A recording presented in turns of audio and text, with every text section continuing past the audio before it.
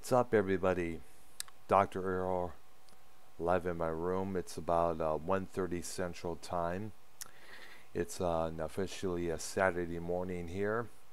And so far I'm by myself. I posted on Twitter if anybody's interested in co-hosting with me for tonight. I saw on the Skype that Gina, Canadian Basement, Drew Wilson, Mike Bobbitt was online.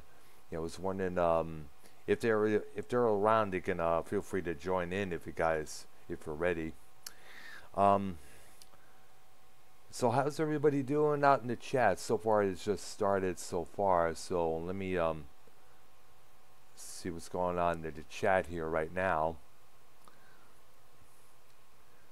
Now, this is my first ever broadcast as an official episode 1, as you can probably see. So I'm going on the nervous stream right here. Forgive me for my fumbling of words. I've had that issue for a long time, and to this day I'm still trying to work on trying to get my words correct. So basically right now, let me start out this little stream by discussing a little something that was brought up. Actually, one of the two things that was brought up on last night's Monetize This, episode 151, with Joe Cronin, Justin Bailey, Falmouth Ken, and of course Tommy NC 2010, Troy.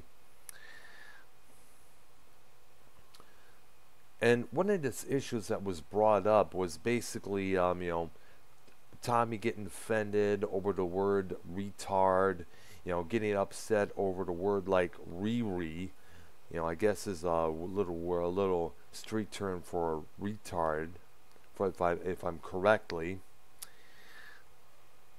understand it. Basically, the problem with that everyone has with Tommy is that I guess what it looks like now, after I hear the episodes last night and today at work, it seems like Tommy has a real issue with that word. Now, I can understand Tommy having an issue with that word because, when your kids don't really can't tell which is which. I mean, I've been called that many times when I was a kid. Of course, now those kids are now full-grown adults. They're like, we didn't understand, we didn't realize, we were told it was the same as retardation. Well, it's not. Autism is a thing that really, something that it kind of affects your learning progress.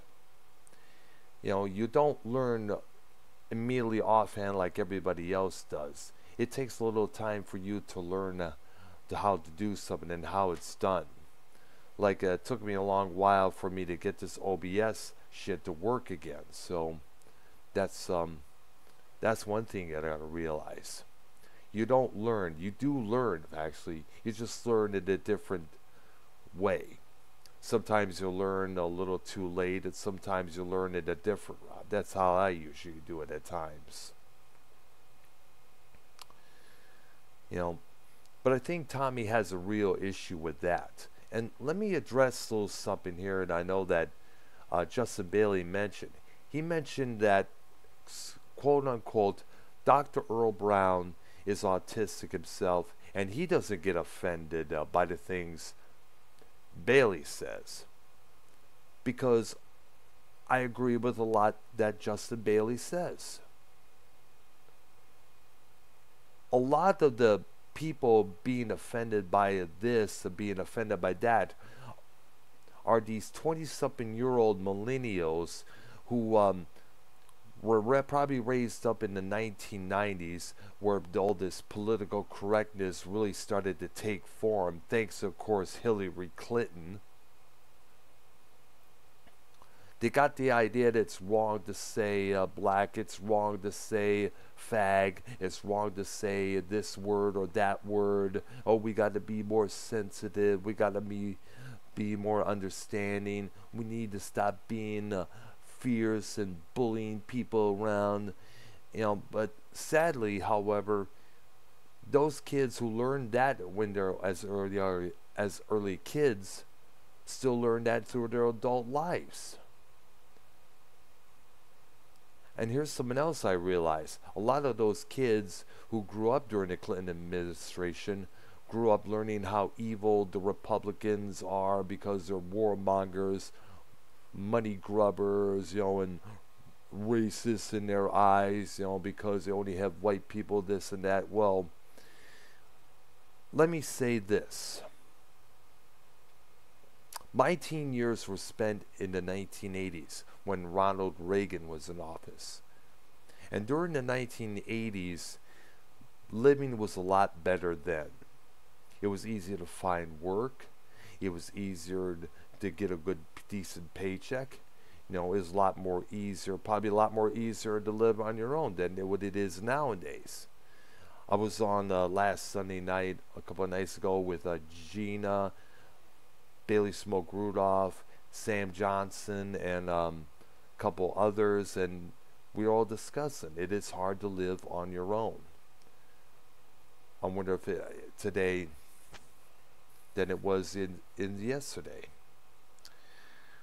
Now, let me make this perfectly clear. The millennials out there need to realize that it's not about them. It's about other people as well. And because of the way the millennials have been acting since Trump's election, or way before Trump's election, it's easy to say that these people are the reason why Trump won. I mean, you got to realize, these millennials are now thinking that the world must evolve around them. You got to remember, these are kids that grew up receiving rewards for showing up in class and shit like that. Well, let me say for the record that, coming from a working class realm back in Michigan, we had to earn our way to the top. We had to work our way to a promotion. We had to work our way for a pay raise. We just didn't get it automatically. And the kids today need to realize that. We had to work. I'm still working today.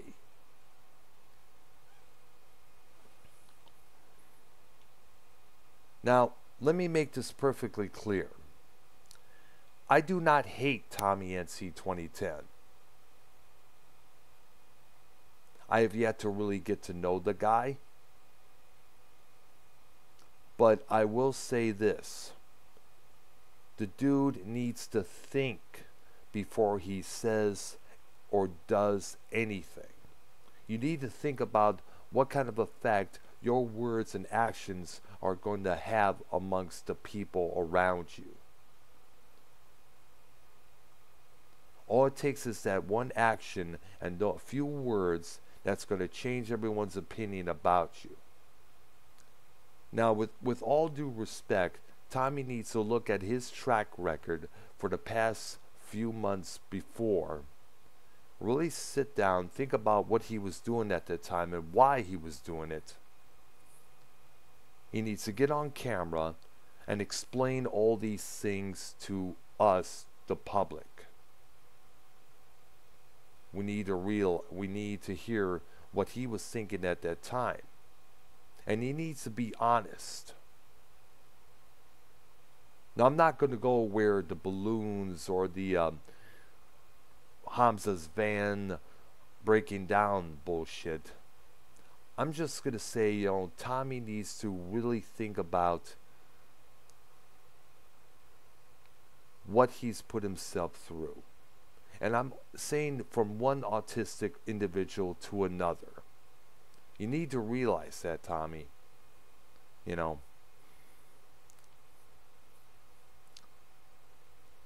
Again, I'm going to say and let that go for now.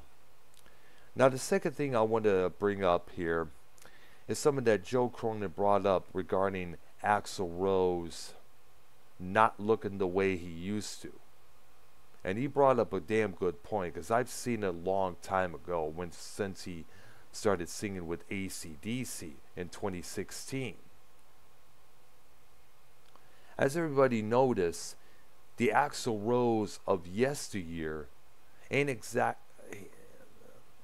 no longer exists. Axl's hair is a lot shorter, his face is a lot more thicker, and he does have a gut. And I went and checked out some other 80s singers who don't exactly look the same as he used to. And I brought this up in one of my videos on my channel just as well. I'm going to name a few right now who don't look exactly the same as he did ages ago, starting with Vince Neil of Motley Crue. You take a look at him now compared to how he was in his 20s, you're going to be like, what the fuck? He's got a beer gut as well. You take a look at, say, Blackie Lawless from Wasp. He's got somewhat of a gut as well. A former Wasp bass player named Johnny Rod has a gut just as well. Don Dokken from the band Dokken has a gut. And the worst of it, I think I mentioned this before, is Mike Reno, the frontman of Loverboy. You go to Google Images and see how he looks today on stage, you're going to be like, what the fuck?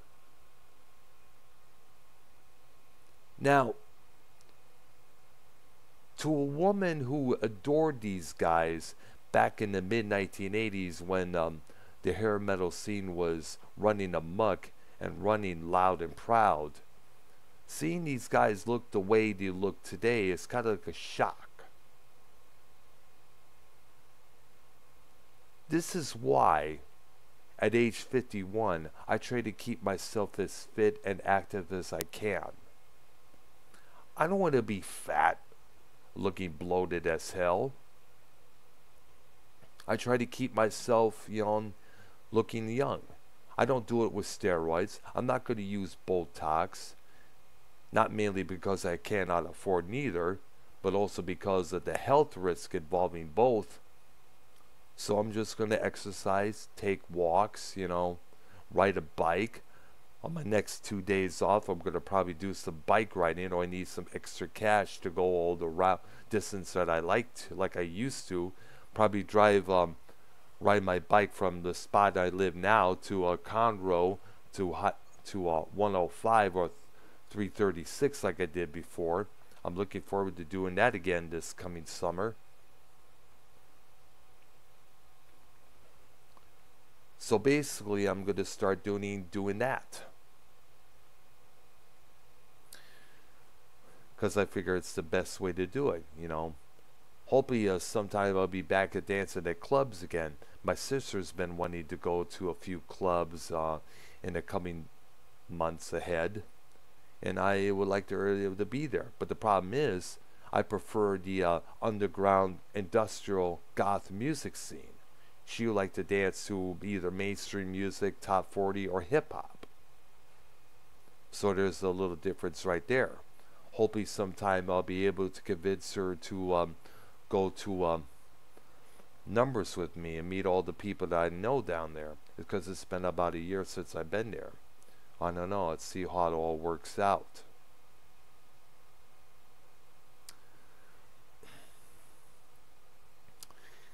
But Joe's on the dot when he says that the Axl Rose of today looks like a shit. Now he still's got a good voice, I'll tell you that. But it would be nice to see Axl do a little treadmill work or a few workouts in the gym. Give Stephen Pearcy of Rat his due. He still looks the same in his 50s as he did in his 20s. The same thing with Dokken guitarist George Lynch. He's also a bodybuilder on his spare time. you got to get those guys are due. You got to keep active, guys. You got to keep exercising. Keep yourself moving. I'm what they call a high functioning autistic. So basically, I got to keep myself going around. I'm not that good, working in front of a computer almost 24/7. I need to get up and be active doing something once in a while. Because sitting in front of a computer for hours in is going to drive me fucking nuts. So I'm going to be up and about doing something. I need a job that allows me to do that. And working in the kitchen at the golf club where I'm at allows me to do that. Along with working in a restaurant or at a grocery store. That stuff usually helps a lot when trying to keep fit. Excuse me. So far, I just wanted to get these two things off my mind. There's one other thing I want to say before I get done and head to bed here, because I got to be at work tomorrow morning. And I want to say something to the music fans out there, especially the young kids who only know the stuff from bands that present only the stuff that the market of today presents to them. Particularly bands like Judas Priest, Black Sabbath, or maybe a Pink Floyd. You go to either a Myers, Kmart's, Target, or a Walmart and such, and you usually see their CDs, but it's usually the same CDs that we know like the back of our hands, whether it's Wish You Were Here, The Wall, or Dark Side of the Moon. I'm just saying the kids out there should also explore other albums. There's Meadow, the one with One of These Days, and that epic piece Echoes, which runs over about 24 minutes. That piece right there is beyond epic. It is, to me, one of the most classic tunes ever. The kids today also know about two soundtracks they did. One for a movie called More, and another for a movie called The Valley, which was entitled Obscured by Clouds, music from the film The Valley. That album came out before Dark Side of the Moon. Kids need to discover those albums. They also need to discover Agama, which was side 1 and 2 was a live album recorded at a college, and side 3 of 4, which is studio work spotlighting all 4 members of the band. There's this one piece featuring drummer Nick Mason called The Grand Vizier's Garden Party, based in 3 parts, which is truly absolutely phenomenal. I highly recommend it, especially if you're a percussionist. And this is way before samplers, way before studio electronics of today like auto-tune and shit like that. This is way before that.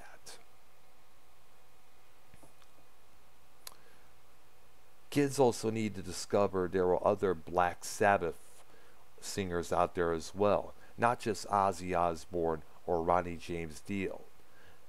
There's the album Born Again with Ian Gillan from Deep Purple on vocals, one of my absolute favorites from them.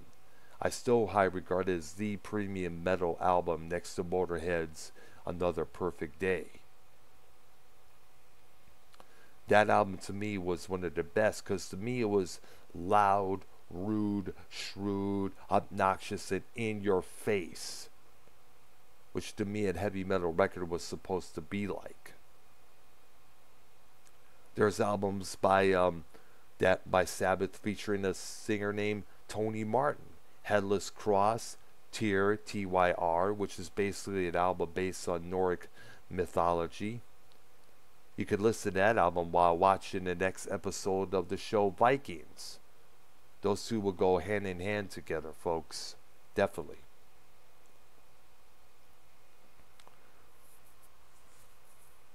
There's the album Seventh Star, which features another former Deep Purple member, Glenn Hughes, on vocals. Phenomenal vocalist this guy is, by the way.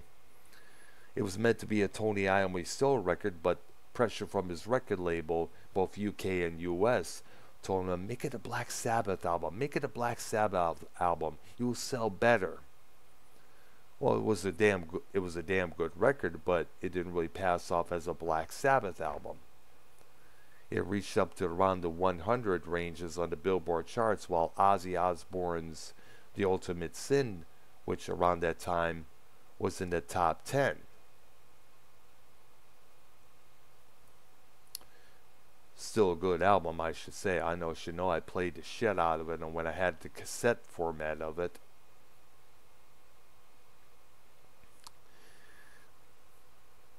And that's pretty much about it, folks. I'm going to head out of here and head to bed, and see what's going on tomorrow night and see what's going on this full week. Maybe I can get a hold of Bailey Smoke Rudolph, and maybe I'm wondering if they're going to do I'm wondering if he's going to do his show tomorrow night. I'm going to head to bed. I apologize if my words fumbling to the extreme like they are. I've always had that problem. I'm still working on it, by the way, folks. So have yourself a good Sunday morning, because that's what it is right now. And I'll see you guys later. Have a good one. Bye-bye.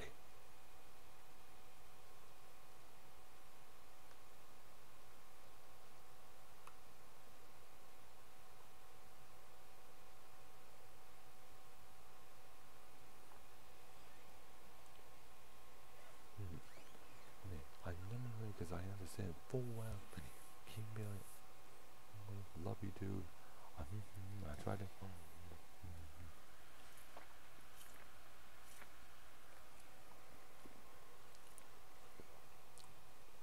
When I fidget a lot.